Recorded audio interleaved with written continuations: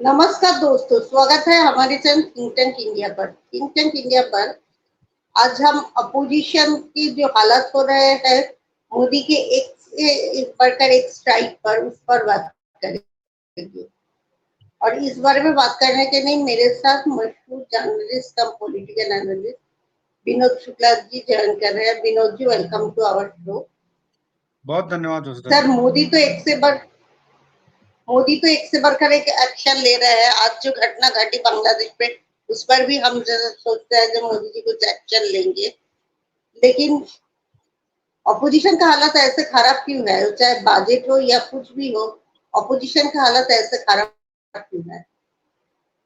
देखिए वसुधा जी, अपोजिशन का हालत खराब इसलिए नजर आ रहा है कि अपोजिशन के पास कोई प्रोग्राम नहीं है, उनके पास कोई एजेंडा नहीं है, उनके पास कोई बात कहने के लिए नहीं है। पूरे चुनाव में वो झूठ बोलते रहे हैं।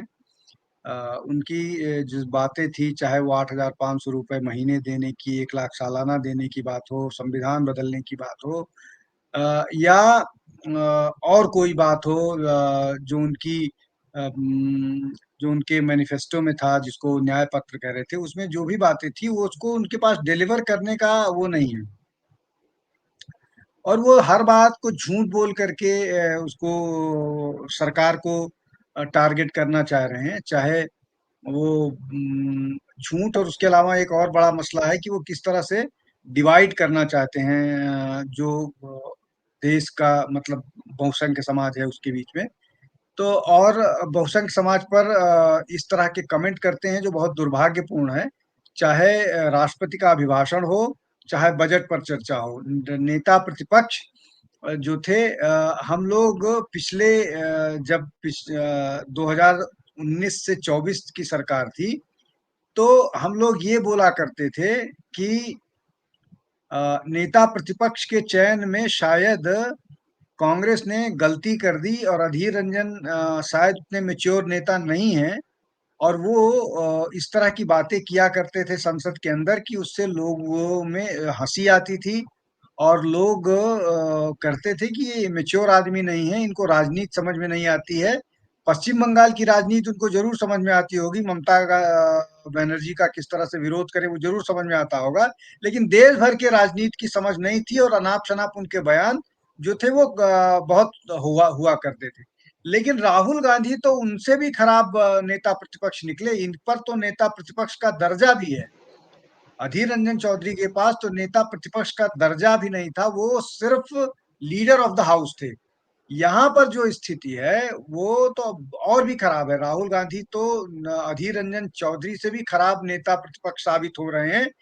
चाहे वो राष्ट्रपति अभिभाषण के समय वो हिंदुओं को हिंसक बोलना हो, या बार बार भगवान शिव को का फोटो दिखाना हो मना करने के बावजूद, या बजट सेशन में चक्रव्यूह वाले जो बात कर रहा हो उसका कोई सर पैर ही नहीं था, किसी को समझ में ही नहीं आ रहा था। जब आप इस तरह की बात कीजिएगा और कास्ट सेंसस की बात कीजिएगा, आप सारी दुनिया की जाति जानना चाहिएगा, आपकी जाति कोई पूछ देगा तो आपके पास जवाब नहीं होगा। तो ये सारी आप बातें कीजिएगा तो आप के लिए मुश्किल आएगा ही। और यही बात है कि विपक्ष के पास कोई जवाब नहीं है, उनके पास कुछ कहने के लिए नहीं है। इसीलिए नरेंद्र मोदी एक के बाद एक इन लोगों को, विपक्ष को किनारे कर रहे हैं, कॉर्नर कर रहे हैं, और उनको आईना दिखा रहे हैं। जी वसुधा।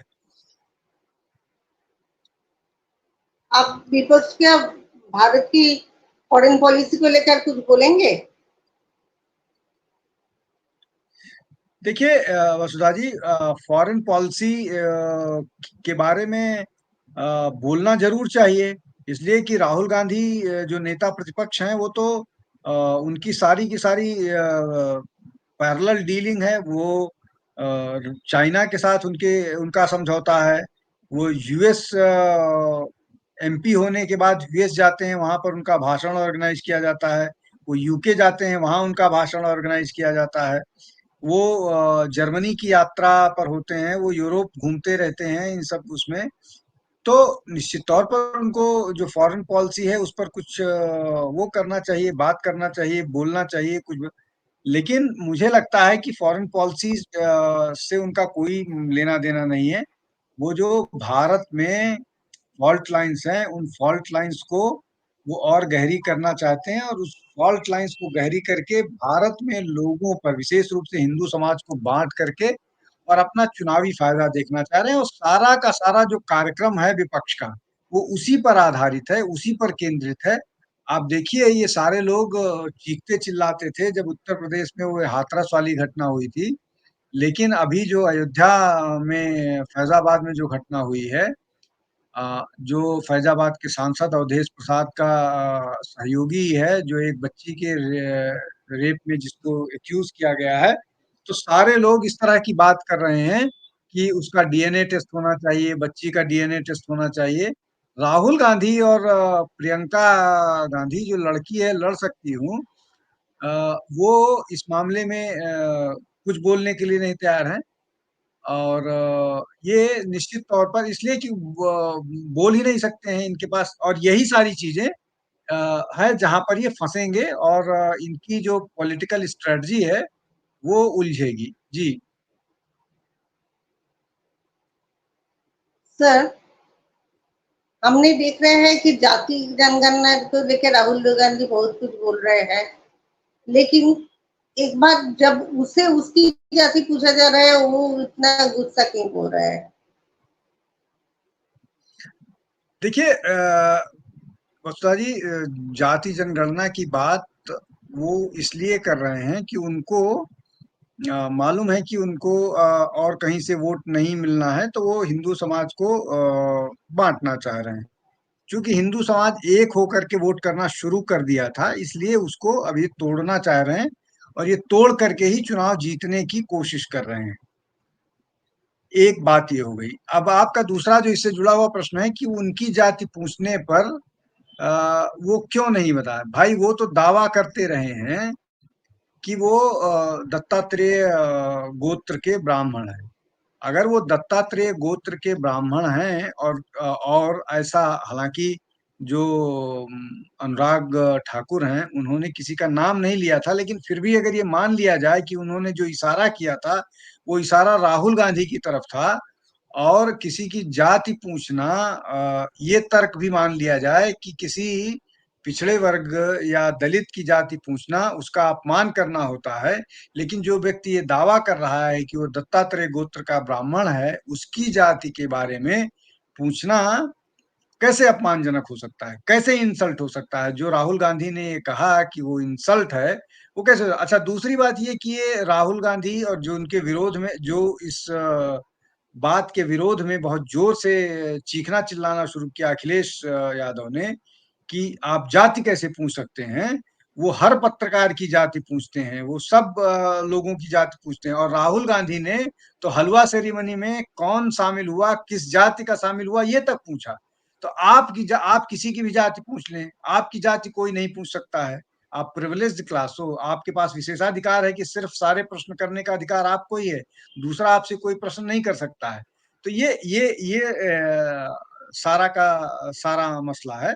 दूसरा ये कि जब आप एक बात कह दीजिएगा कि हम दत्तात्रेय गोत्र के ब्राह्मण हैं, लेकिन आपसे जब प्रतिप्रश्न किया जाएगा, आपसे काउंटर किया जाएगा कि आप दत्तात्रेय गोत्र के ब्राह्मण कैसे हो सकते हैं। भाई, आपके पिता, आपके ग्रैंडफादर जो हैं वो पारसी थे, और आपकी माता ईसाई हैं, कैथोलिक हैं।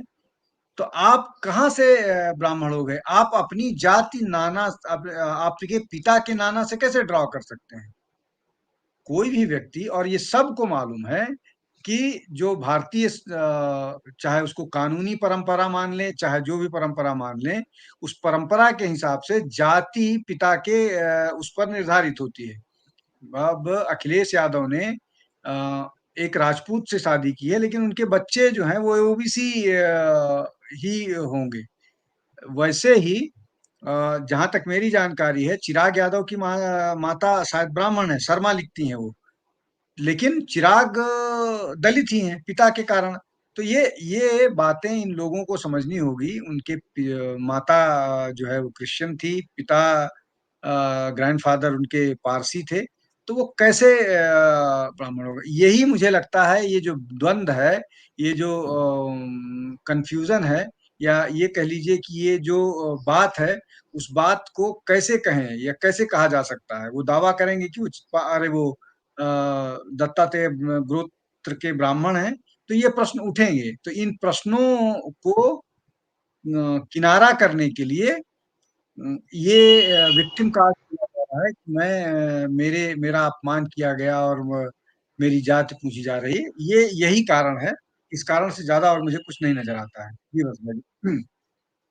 सर मेरा लास्ट क्वेश्चन आपसे ये है, जो बजट आए हैं, बजट को लेकर अपोजिशन के इतने रवैया इतना रूड क्यों है? देखिए वसुधा जी, ये हर अपोजिशन पार्टी का इसी तरह का दृष्टिकोण होता है। आप चाहे जितना अच्छा बजट, चाहे जितना बेहतर बजट करिए, वो कोई न कोई उसमें नुक्स निकालता ही रहता है। अब इसमें तो कॉन्ट्राडिक्शन है, इसमें दो तरह की बात है। अब कांग्रेस के लोग ये कह रहे हैं कि ये बजट जो है सरकार ने कॉपी कर लिया है। सरकार ने उनके जो न्याय पत्र है, न्याय पत्र से सरकार ने बजट कॉपी किया है। एक बात तो कॉपी करने की बात कर रहे हैं, लेकिन दूसरी बात तुरंत वो ये कहते हैं कि ये जो बजट है वो बकवास है। तो क्या कांग्रेस का जो न्याय पत्र है वो भी बकवास है? दोनों चीज आप कैसे कह सकते हैं कि बजट खराब भी है और बजट को कॉपी किया गया है? और ये सारी बातें कही जाएंगी। इस बार तो पहली बार ये बात हुई कि अ, सिर्फ दो प्रदेशों को, बिहार और आंध्र प्रदेश को छोड़ करके बाकी किसी प्रदेश को का नाम नहीं लिया, उनको कुछ बजट में मिला नहीं। जबकि ऐसा नहीं होता है। जब निर्मला सीतारमन अपनी बात कह रही थी तो उन्होंने इस बात को बहुत बेहतर ढंग से क्लैरिफाई किया कि वेस्ट बंगाल को किस तरह से पैसा दिया गया है, वो यूटिलाइज नहीं कर पाया। तमिलनाडु को पैसा दिया गया। मतलब उन्होंने ये बता करके स्पष्ट कर दिया कि जो नॉन बीजेपी रूल्ड स्टेट्स हैं उनको भी प्रॉपर उनको फंड दिया गया है, उनको बजट में उनकी हिस्सेदारी है। इसमें कोई वो नहीं है। लेकिन ये सारी बातें होंगी वो, और दूसरी बात ये है कि जो जिस तरह के बचकाने आर्ग्यूमेंट तर्क के साथ विपक्ष आ रहा है, वो उनके लिए ही खराब है। इसलिए कि जैसा मैंने अभी कहा कि अयोध्या को लेकर के जिस तरह की ये बात कर रहे थे लोग, अब वो लोग उसको समझ गए हैं कि इनका क्या नैरेटिव था। जिस तरह से अवधेश प्रसाद को ये हर चीज में आगे आगे करके रहना चाह रहे थे, या अभिषेक बनर्जी ने जिस तरह की बात की, या महुआ मोइत्रा ने जिस तरह की बजट को लेकर के बात की, उसको लेकर के लोगों में अब असंतोष है कि विपक्ष जो है वो सिर्फ डिस्टर्ब करने के लिए है। वो नेशनल इंटरेस्ट के मामलों को भी संजीदगी से नहीं लेता है और डिवाइड करता है। विशेष रूप से जो राहुल गांधी और तृणमूल कांग्रेस के नेताओं का है, तृणमूल कांग्रेस के लोग जिस तरह से बंगाली और नॉन बंगाली सेंटिमेंट की बात करते हैं, वो उन्हीं के लिए नुकसानदायक है। इसलिए कि बाकी जो देश है वो बंगाल को अपने से कहीं से अलग नहीं मानता है। लेकिन जो तृणमूल कांग्रेस के नेता हैं, वो अपनी इंडिपेंडेंट आइडेंटिटी, बंगला आइडेंटिटी बार बार बताने की कोशिश करते हैं, जिसका जो ठीक नहीं है, जो नेशनल इंटरेस्ट में ठीक नहीं है। इसलिए कि पश्चिम बंगाल में भी पूरे देश से आए हुए लोग रहते हैं। मुझे लगता है कि यूपी बिहार की बहुत बड़ी जनसंख्या वहां पर है, गोरखा हैं, और भी बहुत सारे लोग हैं।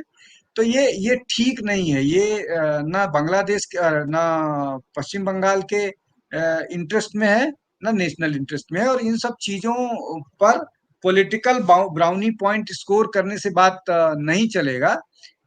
इसलिए कि इसमें बहुत सारे फैक्टर्स हैं।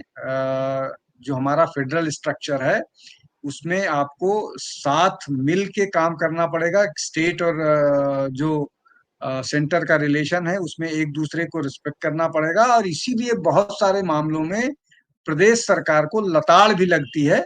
लेकिन दिक्कत ये है कि वो सुधरने का नाम नहीं लेते हैं, और मनमानी करते हैं, जो ठीक नहीं है।